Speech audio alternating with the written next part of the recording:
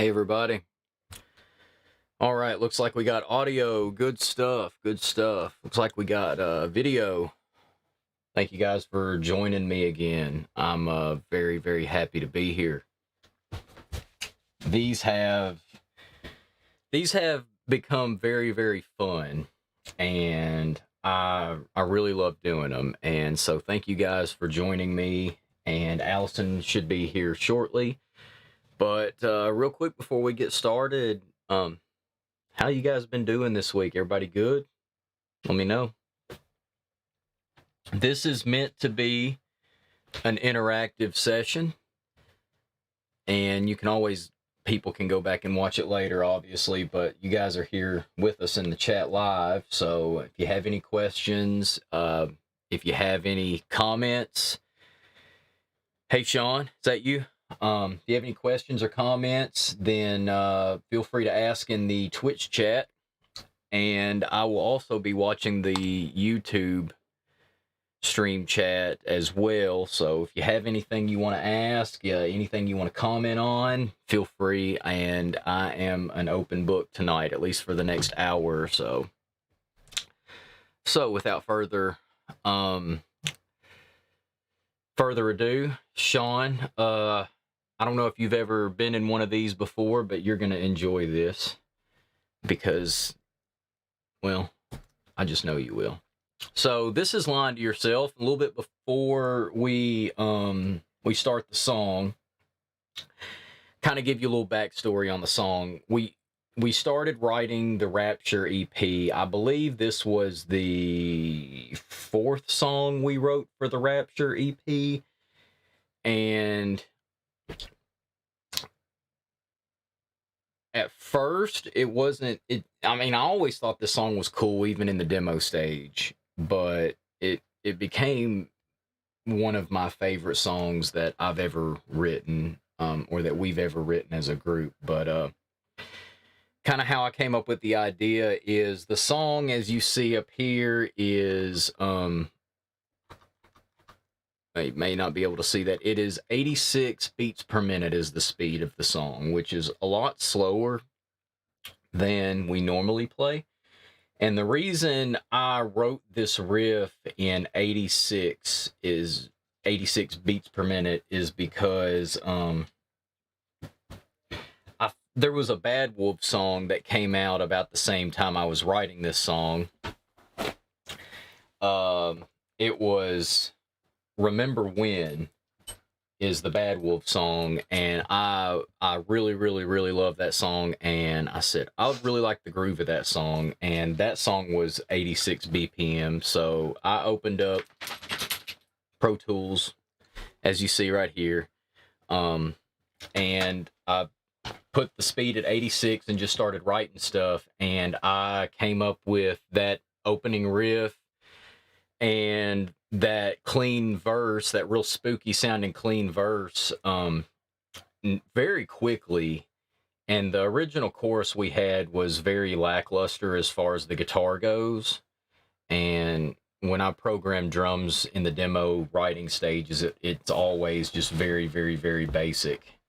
And we had just gotten Rocky in the band, and Rocky's a fantastic drummer, so I just kind of leave the drums and the bass open to interpretation, because Jed and Rocky are a just powerhouse rhythm section. And I kind of leave, if I have a specific vision in mind, I will do my best to program that, or I play bass too, so I'll do my best to put it down and let them hear it.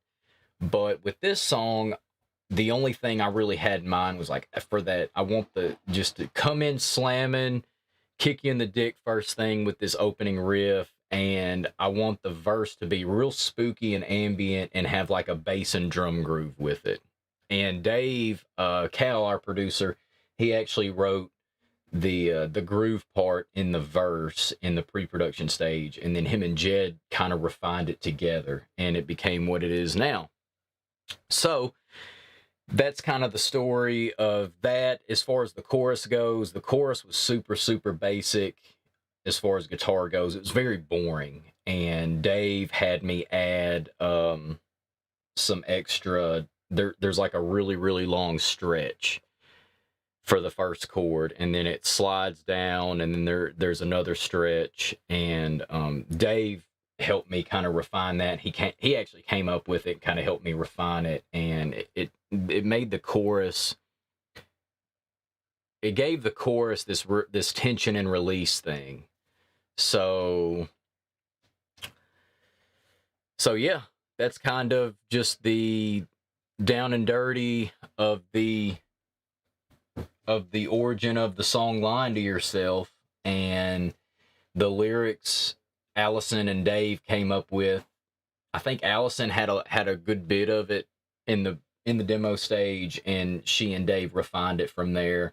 And the song deals with like internal struggles, not being truthful with yourself, not being honest with yourself. And the music video we shot for this was, to this day, it's one of I think it's an awesome music video. Our creative director, December, she found twins locally who had a background in like wrestling and MMA fighting and cheerleading. They were male cheerleaders, and they were identical twins, and we had them dress up in like a red suit and a blue suit, and they fought each other the whole video. And the entire video we're playing, and there's this struggle between them, and the idea goes along with the song is the two twins are fighting each other, and they're twins, but it's meant to show that there's this internal struggle going on. And I think everybody can relate to that. And I think this song was the first song that broke 100,000 views on YouTube for us. And kind of after the success of Rapture, the title song on the EP, that kind of put us to the next level and kind of opened some new doors for us. And this song was released last year during the middle of the COVID-19 pandemic, and we weren't playing shows at the time, but this song did open up some avenues for us, and it did come out at a good time as far as the music video goes, because a lot of people were at home and they weren't able to go out to shows. So a lot of people saw the music video, and then when we came out and started playing shows again, this became a song that people really enjoyed live. And I enjoy playing this song live. It's one of my favorite songs to play live. I think right now this song is number 2 in the playlist, the set list of our live show. And it just goes like, there's an intro, and then it just goes straight into it, and it just kicks you in the teeth from the beginning. And I don't know.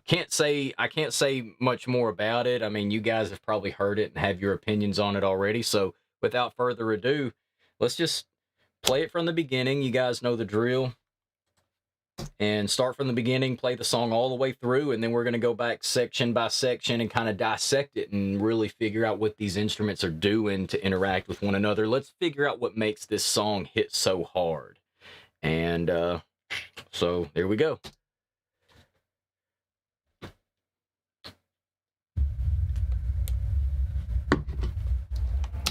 You know what? I'm sorry. I'm not getting audio from...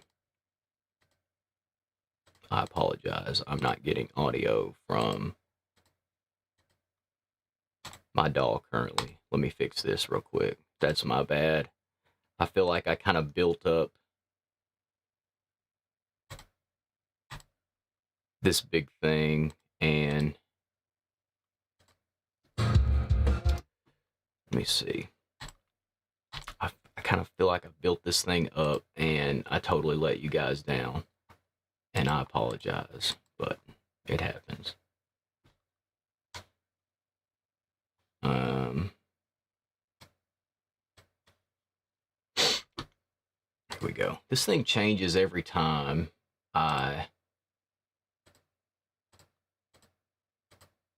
open this thing, it changes for some reason.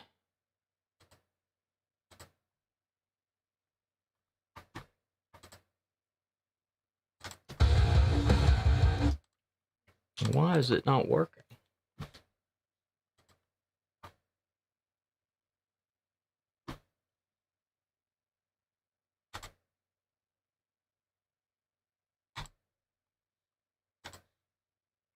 We're about to find out. Anyway, in the meantime, you guys kind of tell me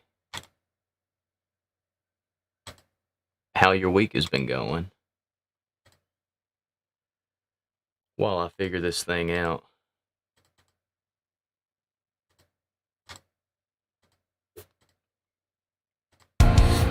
There we go. There we go. Cool. Okay, so what I need to do is I'm gonna throw a limiter on here real quick so I don't blow you guys out. And without further ado, I apologize for the delay, but my streaming software always changes and I should have done it from the beginning. What is Annika to love? What is It was an emote and it didn't work. Oh, there we go. Anyway, without further ado, here's Lying to Yourself. In the meantime, I'll post cute dog emotes.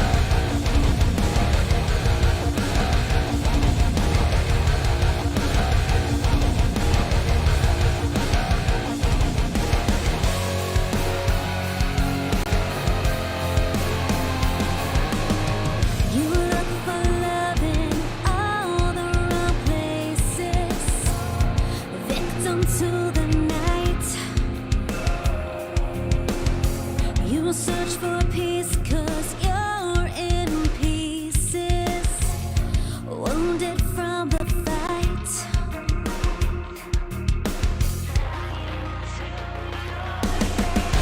You think you're fine on your own.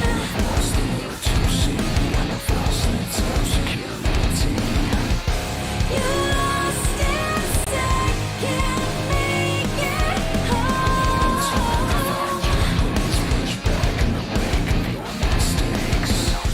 you linger in the shadows, hidden from the light, always clinging to illusions, a tangled web of lies.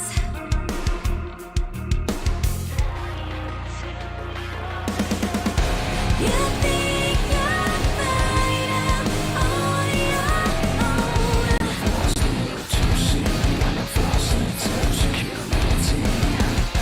You lost in second making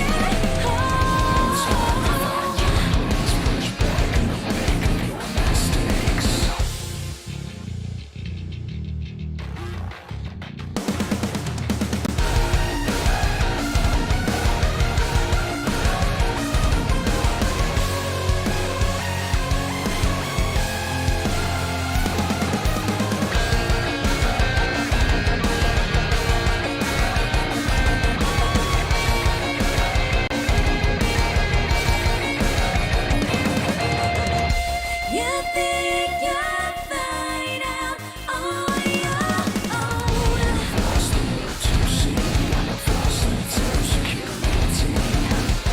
You lost in second making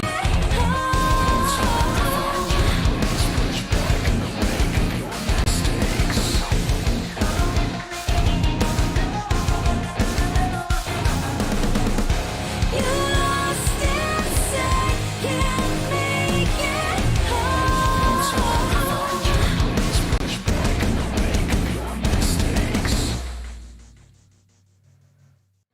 All right, cool. So, kind of let's start breaking this down. The instrumental. Intro is the effects, and like I said, you'll see these. These are all mixed from our producer Dave. These are not the raw tracks. It's just broken out like drums, bass effects, guitars, vocals. So here we got the intro, and it goes straight into the main riff.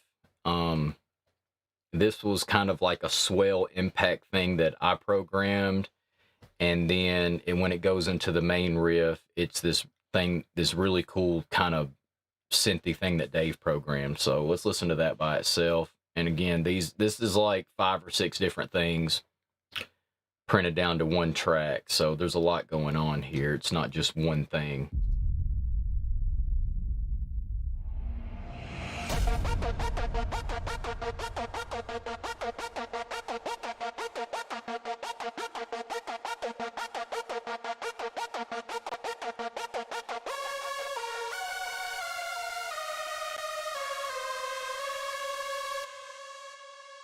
Okay.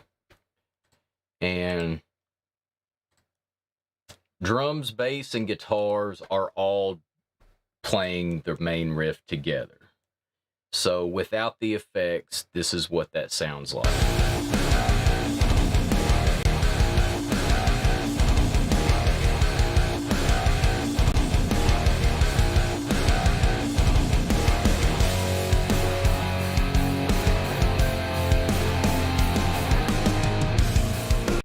Okay. So Sounds naked. yeah, drum and bass together, which is always fun.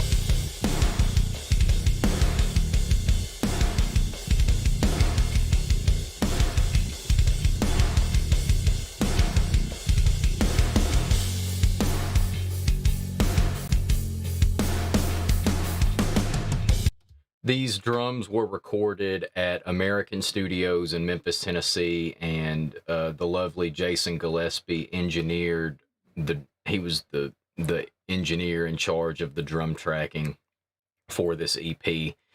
We tracked the drums at American for the entire EP, and then we recorded the rest of the stuff at Dave's studio. Dave at the time was working out of his house, and he has since moved into a studio full time that him and a business partner have built. But which kind of goes to show, like, yeah, we went to a really, really nice studio to record the drums for this, but we recorded the guitar, like, the guitar cabinet was in, like, right off a Dave, like, Dave has this, like, dining room right next to his kitchen in his house, and we ran my guitar cabinet in there. We had, like, 100-foot cord running to the studio, which is an extra bedroom in Dave's house. And we had all my amps and all the guitars and stuff set up in the bedroom, as well as his computer rig. So it kind of goes to show you can get massive sounding tones with a home studio. It was mixed in a spare bedroom. I think the EP I think still sounds awesome. I think this song sounds great. And if I wouldn't have told you that, you would have thought that we went to like a big fancy studio to record all these, and no, that's not the case. But guitars for this song, I love the way the guitars came out. And the way that we tracked the guitars for these songs on this EP was I had 2 amps for the rhythm guitars. I tracked 4 sets. So that doesn't mean I played it 4 times. That means I got 4 really good takes, and it's one so 2 tracks on the left, 2 tracks on the right, playing the exact same thing through 2 different amps. One, Archon and a PRS Archon and an EVH 5153, both on either side. So that's what we call quad tracking. And I was very well rehearsed on these songs, so I was able to play them very well. Had we written this song in the studio and I just record it, and I would go in to record it like the day after we wrote it, I doubt that these guitar tracks would have sounded this tight. But the reason it sounds so tight is because I was well rehearsed on this song. So it's not just, I'm not that good. I had to really, really practice and make sure that my takes were just solid. So here's what a quad tracking guitar sounds like.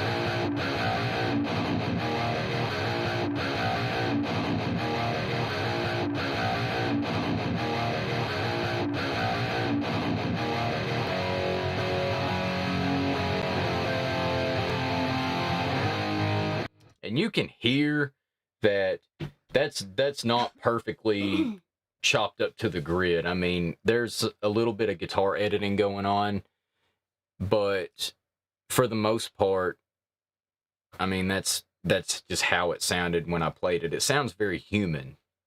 That's what I love about it. And it sounds big, but it also sounds tight. And that's kind of the idea. That's kind of what I shoot for. I want it to sound big, but I also want it to sound super tight. And I don't want it to sound loose. I want it to sound super tight. I want it to sound larger than life and gigantic. And I want it to have teeth almost, I guess is one way to describe. I want my guitar tracks to sound like they have teeth. And you can like feel them coming out of the speakers. But I also want it to sound like a human played it. I don't want it to sound like we programmed it or a robot played it. So with this song especially, mission accomplished, because it sounds super tight, but it also, you can hear the mistakes in the guitar tracks. You can hear that they're not perfect. I do some, my move a little bit quicker in some takes than the other, and you can hear that when you isolate the guitar tracks. Yeah, Infected Rain and Sepsis and Roses Unread, that's a sick playlist. I love those bands. So kind of moving on, the guitars go to like this really weird, it's a super simple part, this really weird ambient thing, and Dave ran the guitar through all these crazy effects and got this really weird like rotary type sound. You hear that's the guitar, the rhythm guitar being held out, and then the clean guitar is played behind it. What's up, Kev?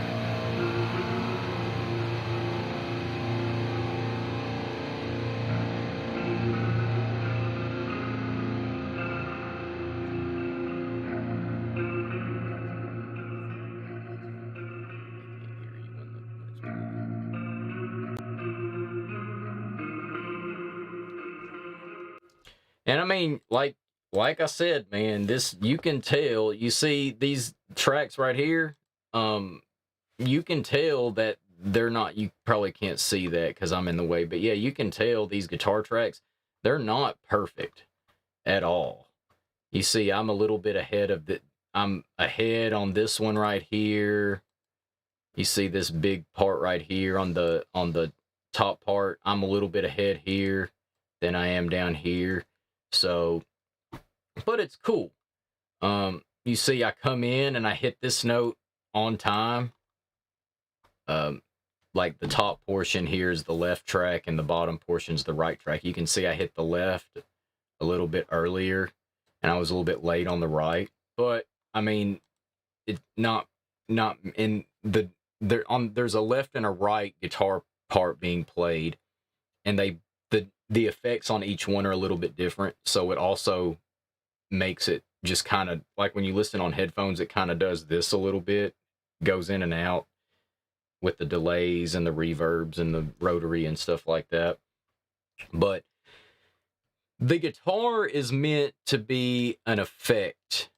It's meant to be ambient and set a mood in the verse of this song. It's not meant to be a forefront of like a main thing. The main thing, other than the vocals, the main thing that drives this song are the drum and bass. And if we listen to the drum and bass by themselves in the verse, that's kind of the meat and potatoes, what gets you from the main part of the song to the hook of the song, and it kind of drives it. So here's drum and bass together.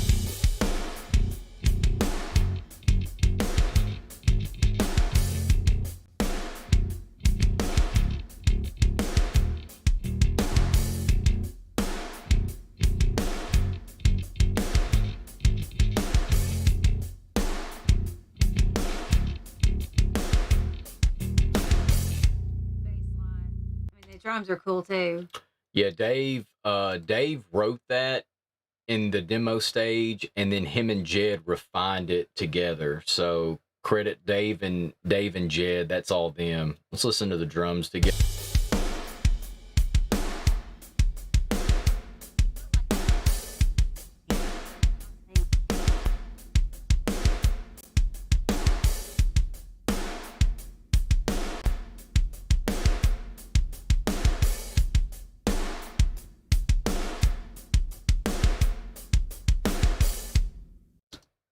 bass by itself. I'm going to bump the bass up a little bit so you can hear it.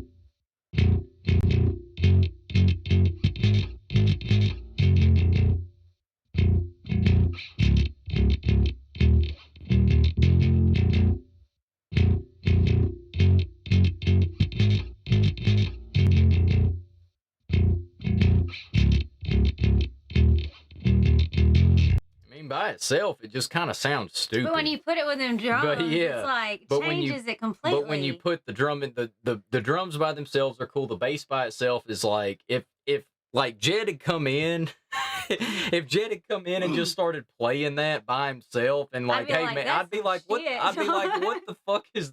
I was like, what the fuck are you doing, Jed? Like, and but when you put the drum and bass together, and let's bump up the bass a little bit just to kind of see it more in context.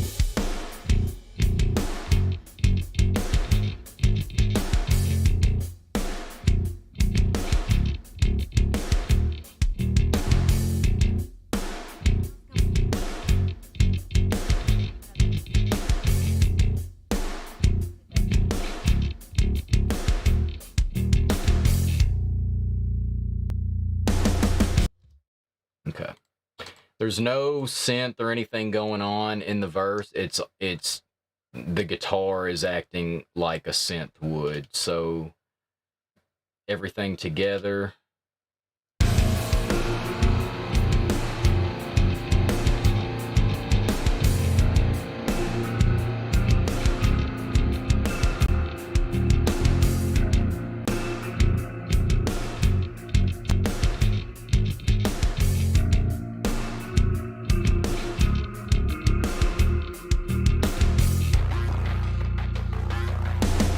And then that's the effects come back in and kind of lead you into the chorus.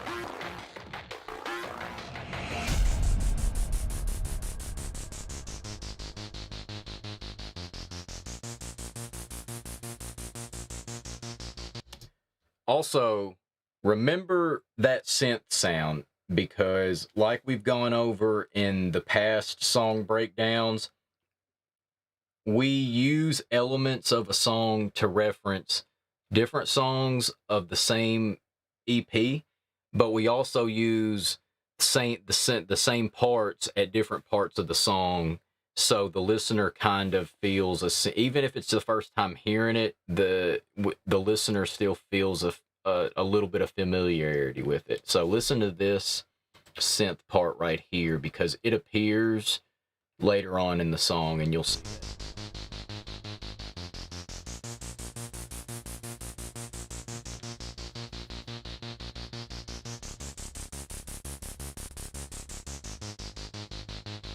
Okay, so now we go into the chorus part, and the chorus has two parts. The chorus has like the tension, the beginning of it.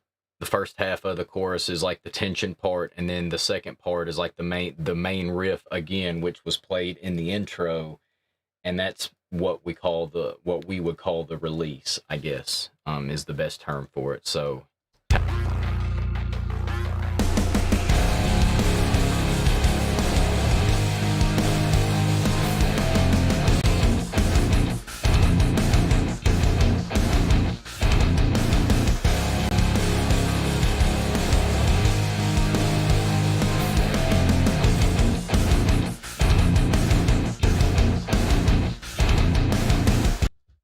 another thing to highlight is there's a lead guitar part being played in the chorus as well. Dave came up with this and played it. So here's what it sounds like by itself. You'll probably never hear this except on this, because it's very low in the mix, but it kind of drives that chorus a little bit.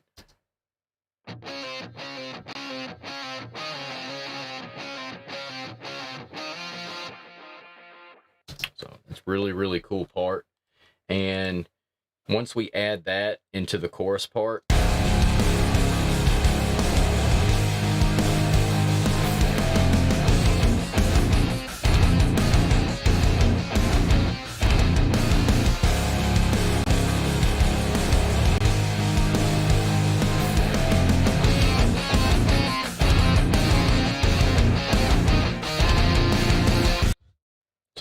very, very cool. And if we want to check out what the vocals are doing, the background vocals. You think you're fine out on your own. You've lost the will to see beyond a false sense of security. You're lost inside, can't make it home. It's hard to find your place, push back in the wake of your mistakes. That's Dave and Allison together doing the call and response type of thing. That really, really low voice is Allison and Dave blended together with a ton of effects on them. So here's the top vocal line, the main vocal line by itself.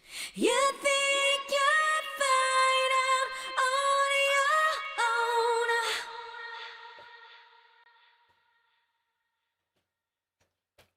You're lost inside, can't make it home.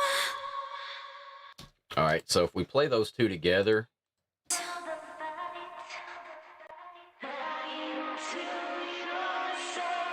You think you're fine out on your own. You've lost the will to see beyond a false sense of security. You're lost inside, can't make it home. It's hard to find your place, push back in the wake of your mistakes. okay. So another thing you guys can see over here, when I have this S highlighted, that means that it's soloed. So we have drums, bass, effects, rhythm guitars, lead guitars, main vocals, and background vocals. So if you see me like solo these two right here, that means that you're going to hear the main vocals and the background vocals together. Just if you guys get lost. Also, if you guys have any questions, feel free to drop them in the chat. And I will be more than happy to answer them. Where are we at? You think you're fine out on your own. Lost the will to see beyond a false sense of security. You're lost inside, can't make it It's hard to home. find your place, push back in the wake of your mistakes. Okay, so goes back into the second verse, which is almost exactly like the first verse.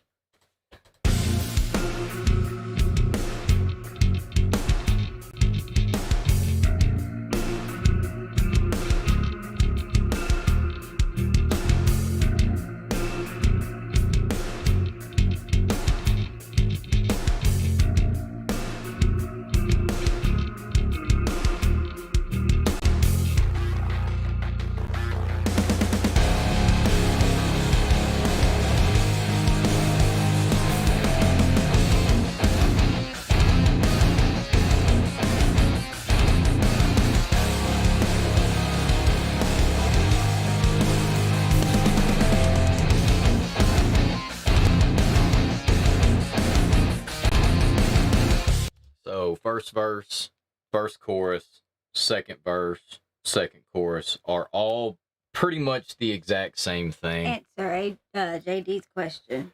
What was the basis of this song or inspiration, and how did the music and words come together? Excuse Okay, me. so at the time, Bad Wolves had a song that was fairly new called Remember When, and I love that song, and that song was the same speed as this song. So I took the speed of the Bad Wolves song and I started writing.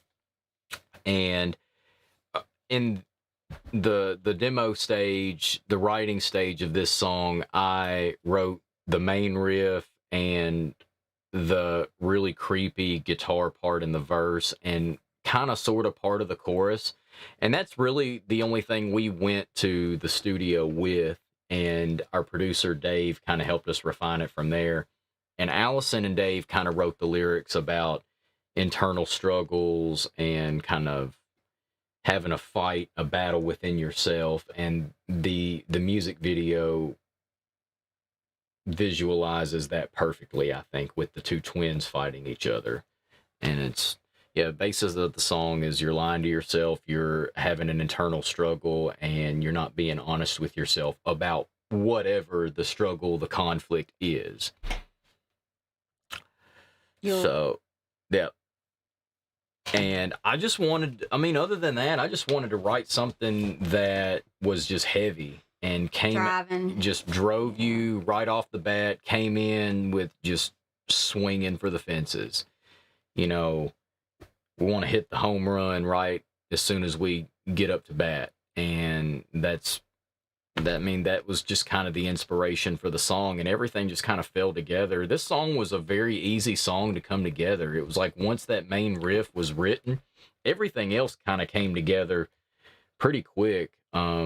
One of the easiest songs we've ever written. Now, granted, you know, we did a lot of work on it, and Dave especially, our producer, he did a lot of work on it to make it sound the way it sounded. If I pulled up the demo right now of this song and let you guys listen to it, you guys would be like, this shit, what the fuck, you know? But yeah, so yeah, I love, now speaking of Tommy and Bad Wolves, I love Bad Wolves and I love Tommy Vext. I'm a huge fan of Bad Wolves with Tommy, but them with their new singer, I also love their new song that they just came out with recently. I love it. I can't stop listening to it. And I follow Tommy on Instagram, and I've always been a huge fan of Tommy ever since he was in Divine Heresy. So, I wish nothing but the best for all those guys. I'm a fan of all of them. I hate to see people fighting on the internet like that, but you know, it is what it is. What can you do? But, you know, anyway, so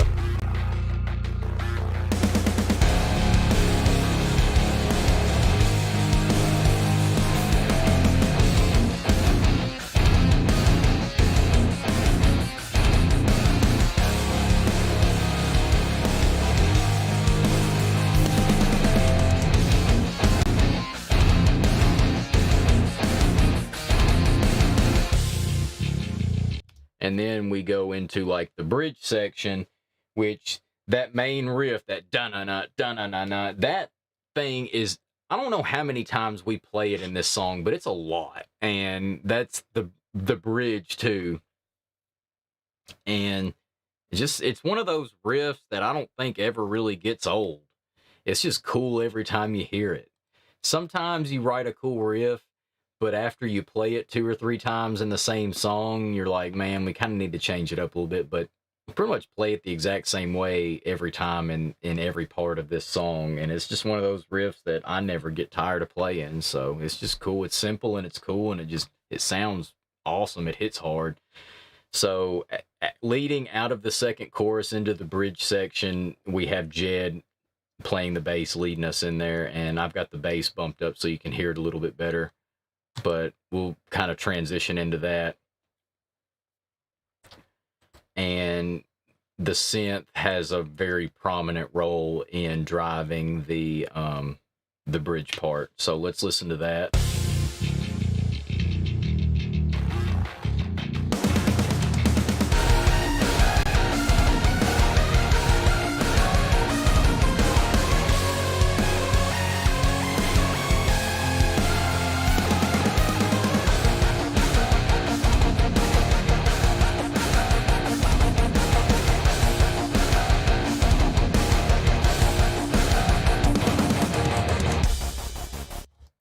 So let's break that down. Drums and bass are kind of leading the charge here, as always.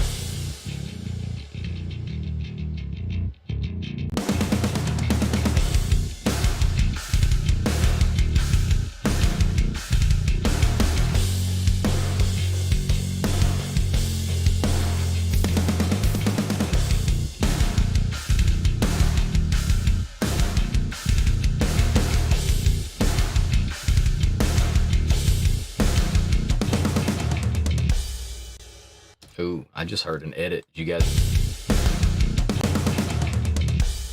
Ooh, what was that? Y'all hear that the edit in the drums? I never noticed that before. That's funny. That was a drum edit. Okay, so no big deal. It happens. So a little Easter egg for you guys. The effects. This is all this stuff Dave programmed, and this kind of drives the bridge section. It acts as like another lead instrument.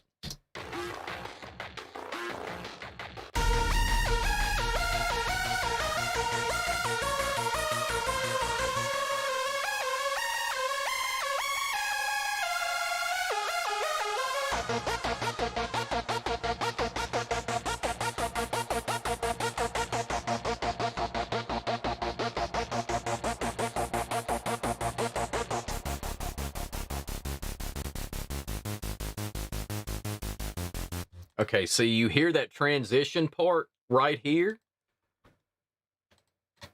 in the effects. Like I told you a while ago, that appears earlier in the song.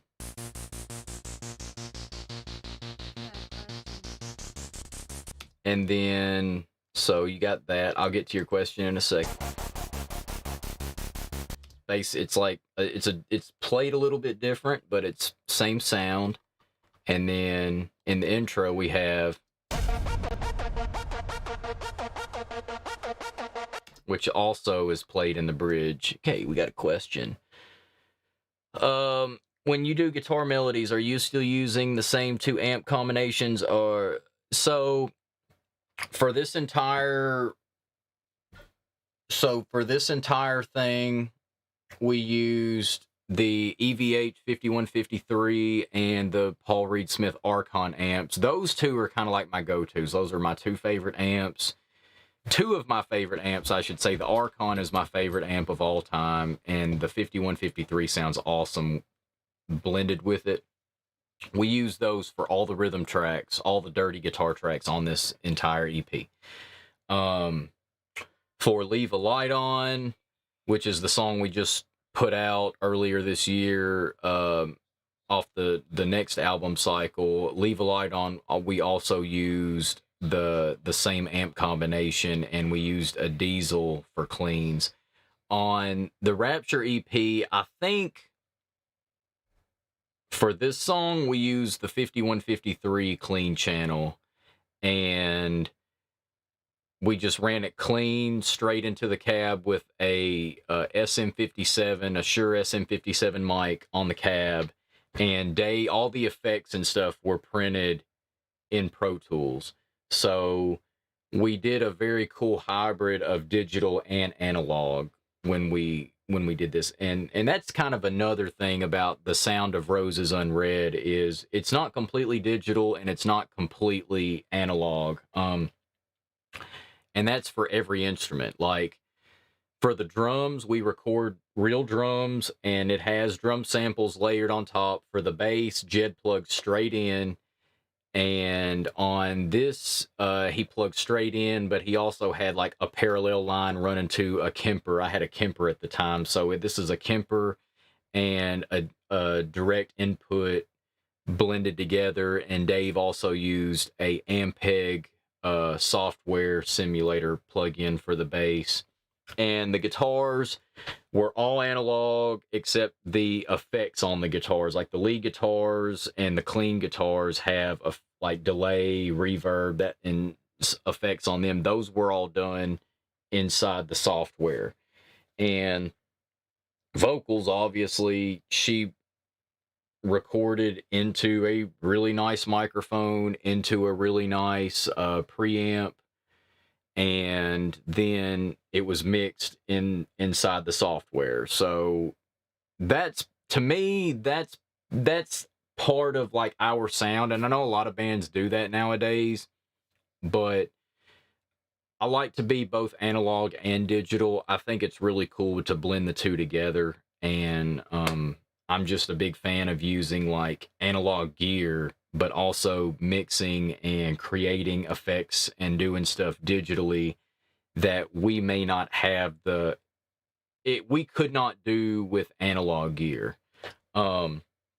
We did use, for the rhythm guitar tracks, I used an overdrive pedal called the Tokyo Drive, which is based on, it's a limited run of the Horizon Devices Precision Drive, which is my favorite overdrive pedal of all time. So yeah, there was a pedal involved, but as far as like effects, those were all done through the software. Jed is in here in the chat. Say hi, Jed.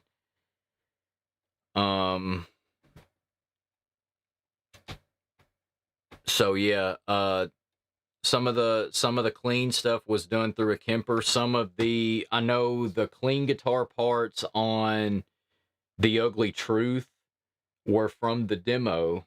I recorded the clean parts, or I recorded the song with the Kemper, and then the clean parts made it to the final cut. He just kept them in there because he thought they sounded cool, and that was all through a Kemper. And we re-recorded most of everything else. But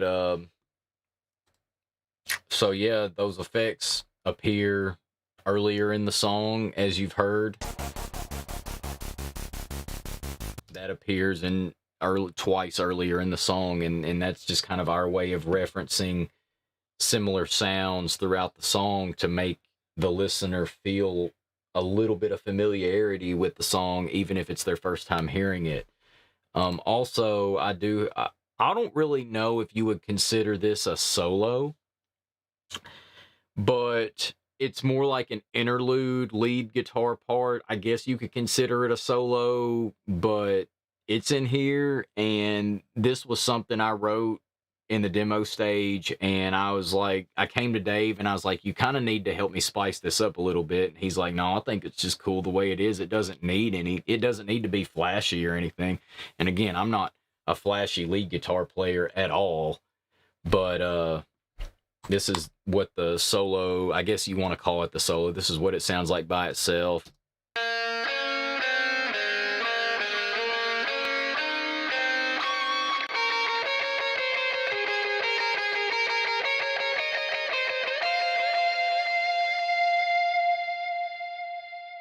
And again, and as you've heard in the bridge, there's no vocals in the bridge. It's just like a total jam session, and Allison can rock out and take a little bit of a breather if she wants to. So all that together,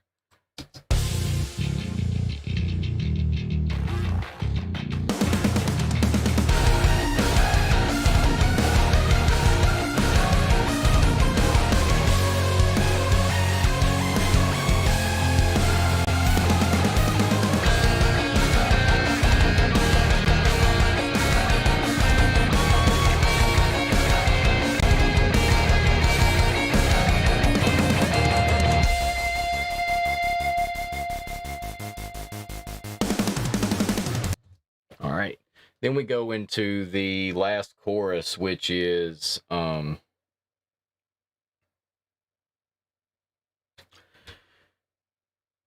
last chorus is different from the first two choruses, and let's go over how it's different. So the effects lead us into the last chorus.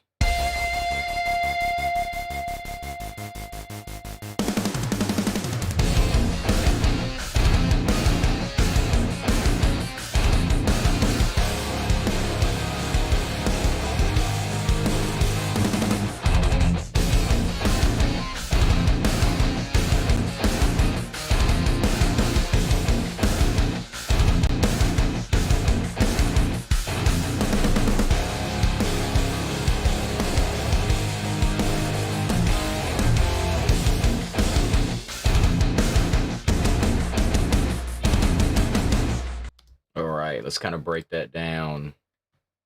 I almost wore my flip-flops to the stream tonight, but I just like tennis shoes. Tennis shoes are more comfortable to me than flip-flops. Kind of break down this drum and bass in the last chorus, because that's really the driving force behind everything.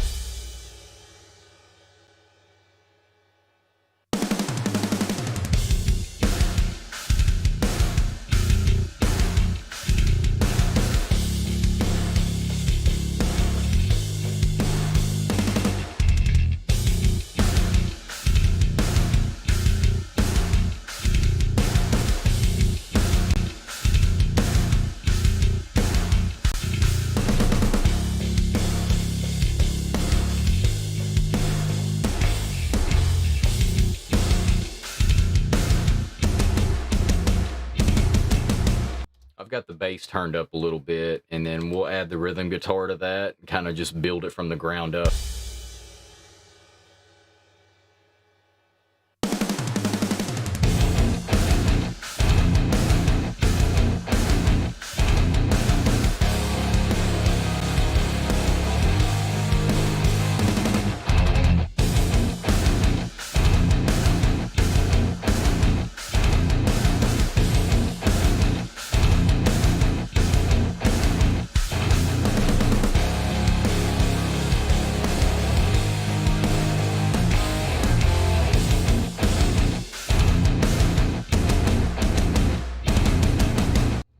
Let's add the effects in there.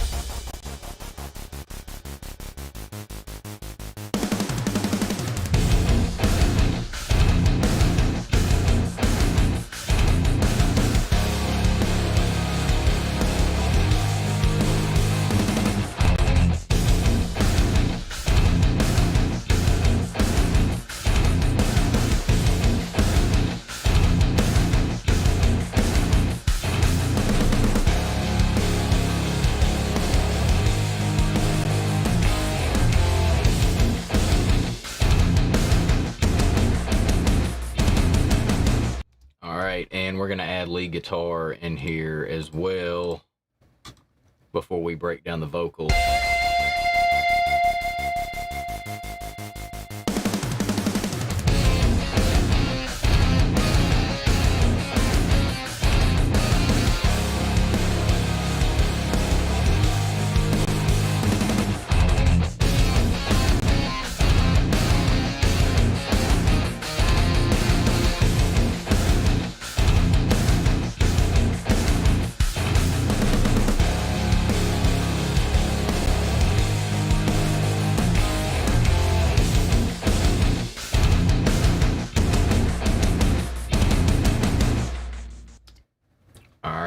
Now I'm going to break down the vocals a little bit and kind of let you hear them. And I'm just going to play the main vocals by themselves. You think you'll find out on your own.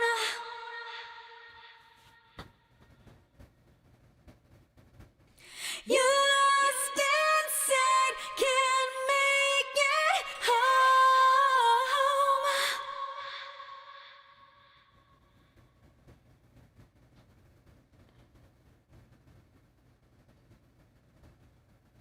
You lost inside, can't make it home. All right. So very cool, but the main vocals aren't as cool without the backing vocals. You think you'll find out on your own. You've lost the will to see beyond a false sense of security. You're lost inside, can't make it home. It's hard to find your place, push back in the wake of your mistakes. Always clinging to illusions. You're lost inside, can't make it home. It's hard to find your place, push back in the wake of your mistakes. So this transition right here,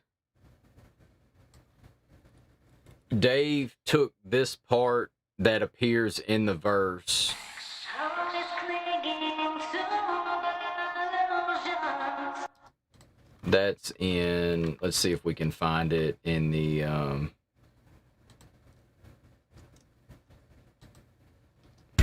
Always clinging to illusions. A tangled web of lies. so that is the main part of the verse vocally, and it appears as a transition in the last chorus to kind of tie the two choruses together. So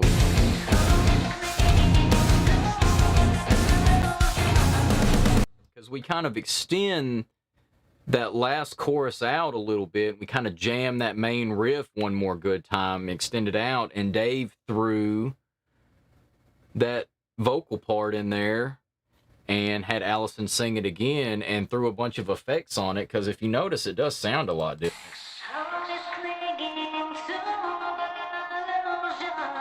That's the transition, but when you do the main part, Always clinging to illusions, a tangled web of lies. so there you go. And that's pretty much the end of the song, guys. So we've been at it for about an hour. Does anybody have any questions while we're all in here hanging out? Any questions, comments, anything like that? If you guys have a suggestion for the next song. Otherwise, I'm gonna do a breakdown of Be No One next week.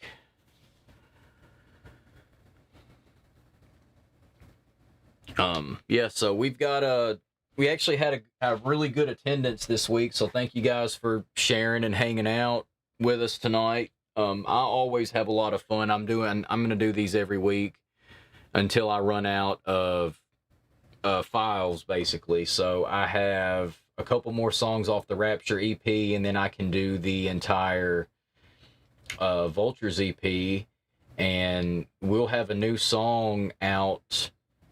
Kevin asked about guitar solos, and yeah, so I know on the next set of songs there's going to be at least 2 guitar solos, and the next song we're putting out, we're waiting on the music video to be finalized. It'll be out before the end of the year, and I can do a song breakdown of it too. I'll do that when we release it. So ask the question. I'm scared.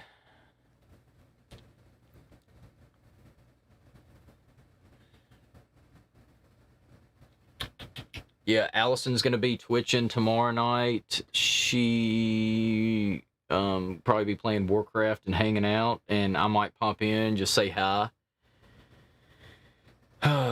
Yeah, I've never really considered myself a good lead guitar player, and not a shredder by any means, but Dave, our producer, he really brought out some good lead guitar playing in me. So I think you guys, this next song we're going to release, I think you guys are going to be really stoked on it. It's probably my favorite song we've ever written. So you guys just be sure to subscribe to our YouTube channel and follow us on Spotify if you haven't already. So yeah, I'm gonna jump off unless anybody has a quick question for me. I'm here, and I will be happy to hang out and answer any questions you have, or if you guys just want to comment on the song or comment on anything, or if you want to hear anything again, then by all means, let's take a listen to it.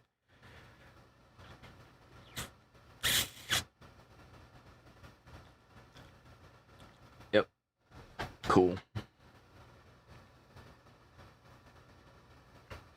Yeah, Jed made it in the chat tonight. Jed's always fun. Yeah, so like, to me, this is a vocally driven song, but I mean, this song is a great example of each individual part is okay, but the sum is greater than, you know, the parts individually.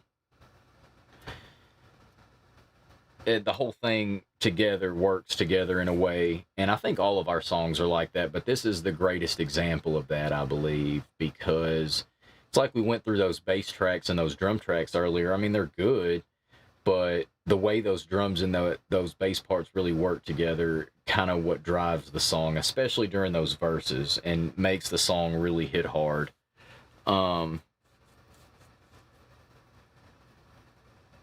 Have I ever misjudged a fart on stage? No, I've never shit my pants on stage, thankfully. Hope I never do. I wouldn't put it past myself, though. I eat a lot of protein. I drink a lot of protein shakes, not on the road. That would be a mistake. But yeah, so I hope I never shit my pants on stage. I hope I never shit. I don't ever want to shit my pants in general, but especially not on stage. I don't know what I would do. I would have to just throw everything away. I'd have to throw my guitar away and my amp away and my shoes and everything. Yeah. Yep. So thank you guys for joining us. We had a lot more people in here tonight, so that makes me very happy. Tune in next week, probably next Thursday, about the same time. I'll be going through Be No One, which was probably the first. Be No One was the first song that was written for the Rapture EP, believe it or not. And it's a really cool song to play live. We never made it a single. We never put a music video out for it, but it is a really cool song. And it's kind of like, it's one of those songs, it's like a deep track, I guess. It's one of those songs that gets overlooked a lot, but it is, it's a really, really neat song. And there's a lot of cool stuff going on in it. So I can't wait to jump on next week with you guys and dissect that song. But